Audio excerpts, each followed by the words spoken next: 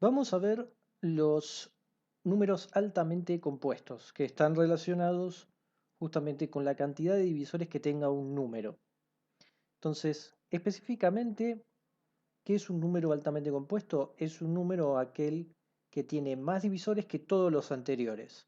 Entonces, para ver bien cómo es esto, vamos a ir analizando cada número y ver cuántos eh, divisores tiene.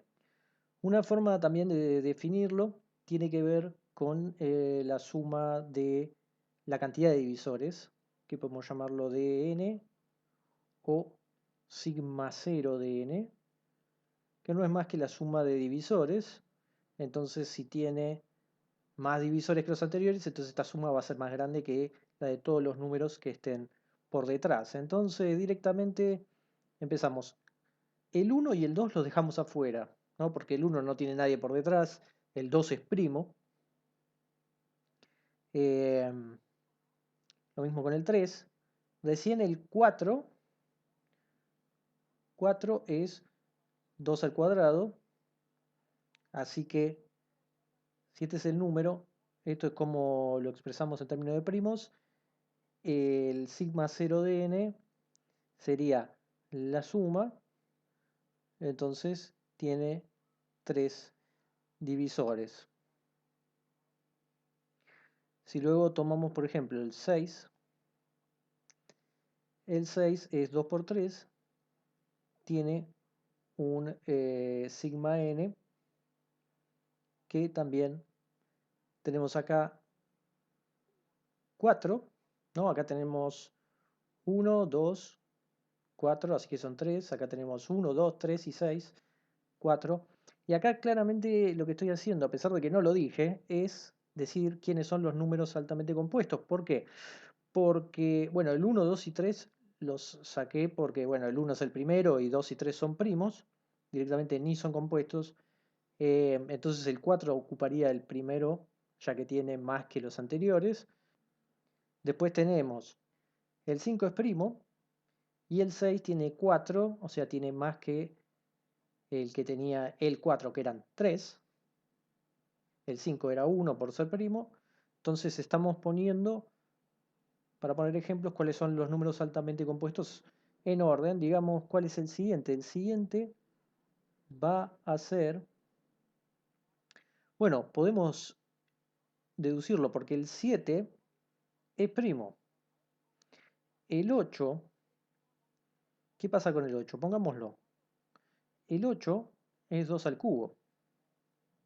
Así que tenemos 3 más el 1. Así que son 4. El 9 es 3 al cuadrado. Así que tenemos 3. El 10 es 2 por 5. Con lo cual tenemos 3. Perdón, 4. No, siempre me olvido el 1 y el mismo ya siempre aporta 2. Y tenemos 2 más. En este caso es 3, pero 3 al cuadrado ya da 9. Y después tenemos 11 que es primo.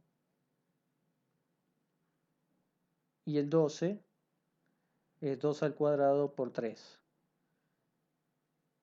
Es decir, acá tenemos 2, 4, 6, 12. Si no me olvidé ninguno, ahí tendríamos 6, ¿no? Vamos a ponerlos entre paréntesis para no equivocarnos. Tendríamos 1, 3, 9, 2, 1, 2, 5, 10, 1 y 11, 1, 2, 4, 6, 12, y me está faltando uno, que sería el 3, que lo voy a poner por acá. Y entonces así uno va identificando quiénes son los números altamente compuestos. Es interesante que uno de los nombres que se le puso también es antiprimos. Es como que lo contrario de ser un primo es estar lleno de divisores. Em, y otra historia interesante es que se dice que Platón puso que el número 5040, que es un número altamente compuesto, 5040 como el número ideal de ciudadanos en una ciudad, porque 5040 al ser un número altamente compuesto tiene un montón de divisores y entonces si nos tenemos que repartir cosas va a ser más fácil el tener más divisores. Vale la pena decir que quien los introduce es Ramanujan. Em, y podemos decir cuáles vienen después. Después del 12 viene el 24, el 36, el 48, el 60. Voy a seguir acá. 60, 120, 180, ¿no? Y por tirar alguno grande, el 720, 720. Entonces, algunas reflexiones que podemos tener sobre los números altamente compuestos. Claramente uno esperaría que estos van a aparecer a medida que nos alejamos, ¿no?, cada vez más del 1 o de los números con pocos dígitos, por el único hecho que yo me puedo armar directamente números con muchos divisores multiplicando justamente distintos números primos, por ejemplo. Por lo tanto, está la cuestión de cómo va a ser la densidad de estos números. En cuanto a eso, hay un resultado interesante. Si nosotros llamamos Qx a la cantidad de números altamente compuestos menores o iguales que x, entonces lo que demostró Ramanujan es lo siguiente, que lo voy a escribir acá abajo. El límite cuando x tiende a infinito de Qx sobre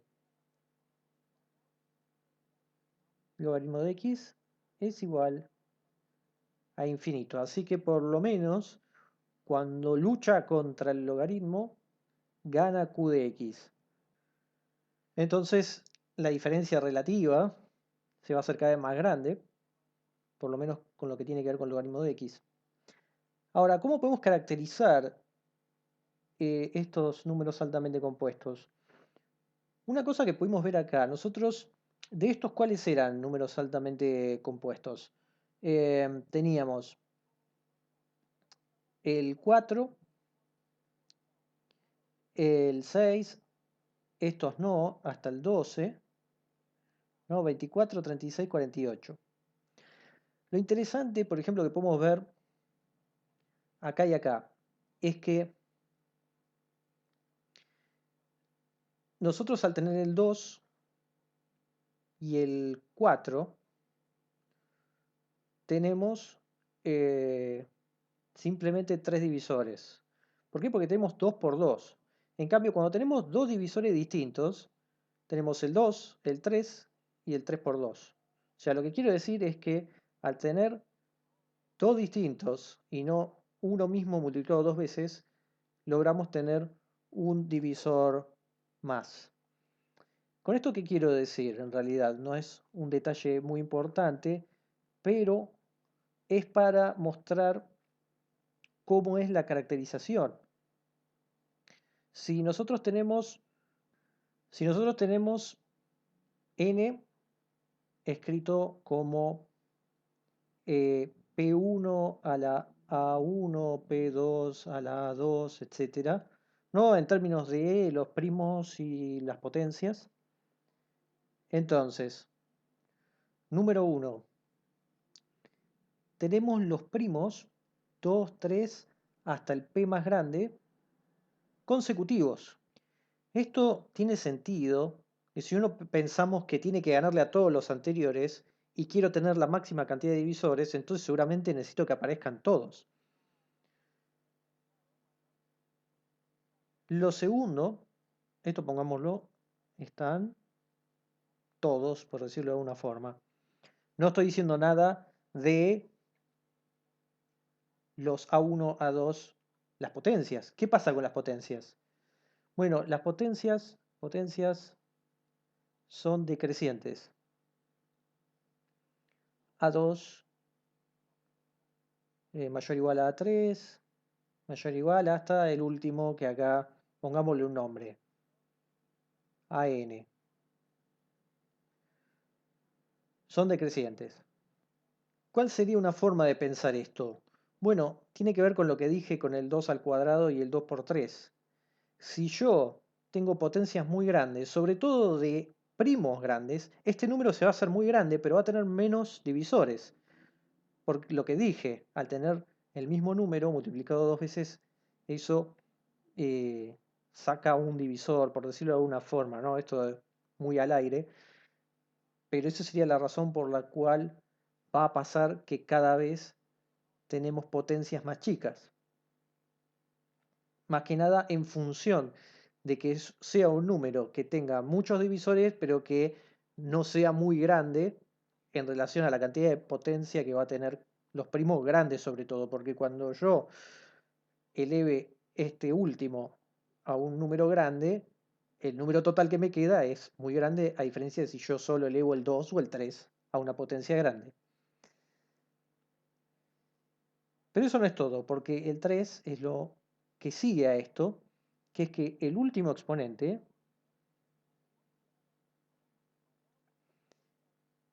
siempre es 1,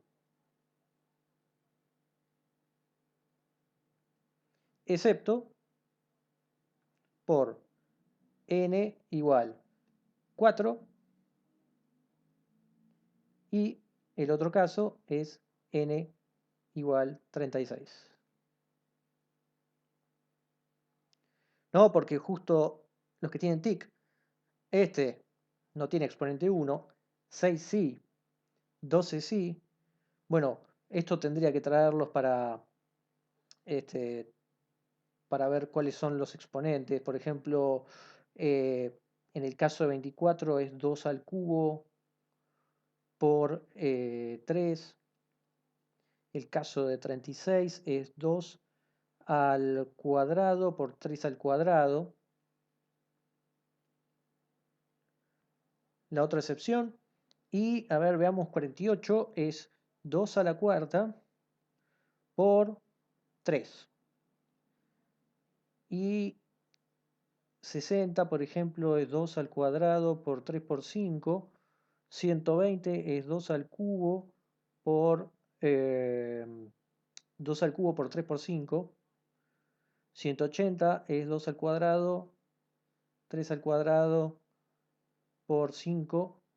Y vamos a ver 720, 720, que es 2 a la cuarta, 3 al cuadrado por 5 por 7 por 11 y por 13.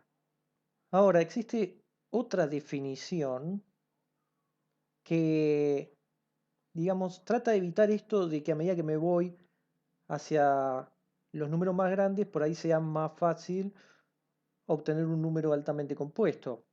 Entonces tenemos lo que se llaman los números altamente compuestos superiores, que es nada más que un nombre porque, claro, llega un momento que se te acaban los nombres. Em, pero la definición, ¿cuál es? Bueno, básicamente es un número que cumple que sigma n, o dn, perdón, dn sobre n epsilon es mayor o igual a dk sobre k epsilon para algún epsilon, ¿no? O sea, nosotros tenemos para algún n, se cumple que esto es mayor o igual a todos los menores para algún epsilon. Entonces, lo único importante de acá es que este n epsilon normaliza de alguna forma el valor que tengamos, porque si tomamos un n que está muy lejos, es decir, es muy grande, entonces va a dividir más a lo que tengamos acá y se va a normalizar. Para tener una idea, ¿quiénes de los números altamente compuestos son números altamente compuestos superiores. Tenemos el 6, tenemos también el 12, tenemos también a ver si lo tenemos, el 60, eh, el 120. El 180 no, y específicamente el 720 sí lo es. Pero son solo algunos y son unos pocos, digamos. La gran mayoría no es altamente compuesto superior.